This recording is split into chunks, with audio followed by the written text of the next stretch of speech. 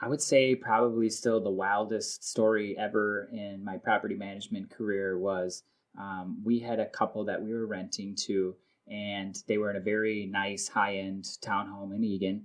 And they called me up one day, and again, this is when I still had sort of individual personal relationships with a lot of tenants, told me that the wife had brain cancer. And so I felt very sad. So I said, okay, well, how can we help? They said, well, we need to move to Colorado, and that's where she's going to be able to get into treatment. I didn't ask any questions. I just said, okay, no problem. Just let me know when you're going to be out. They told me they're going to be out at a certain date. I go to the property. I go to open the door, and the door's wide open. I walk in there, and they had just trashed and destroyed the house. And it was very evident that two people had stood back to back and urinated all over everything in the house.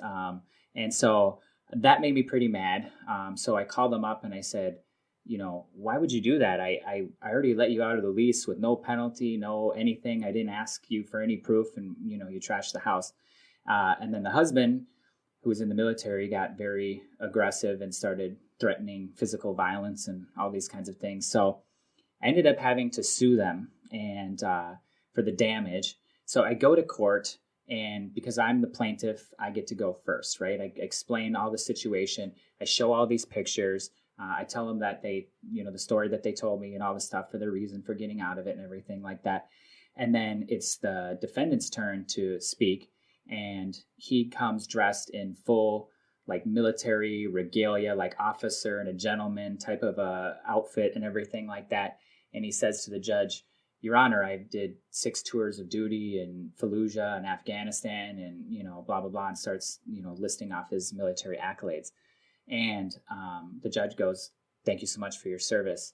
What do you have to say about any of the things that have been, claimed against you?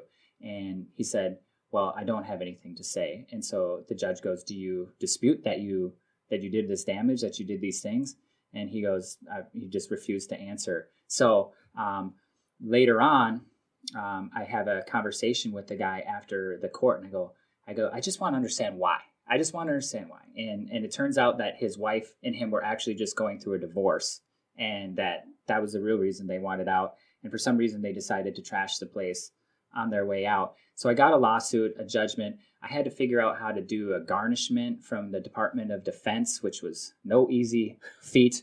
But I ended up getting all the money and making things square. But it was one of those situations where it really blew my mind. Like I was so kind and so willing to help them, and then they just kind of slapped us in the face. And then he basically thought that his military service precluded him from following the laws. And to be honest, I was a little worried because I didn't know if that was going to be a great defense argument or anything like that. But thankfully, the court didn't see that as any sort of a defense to the specifics. So, wow, that is a wow story.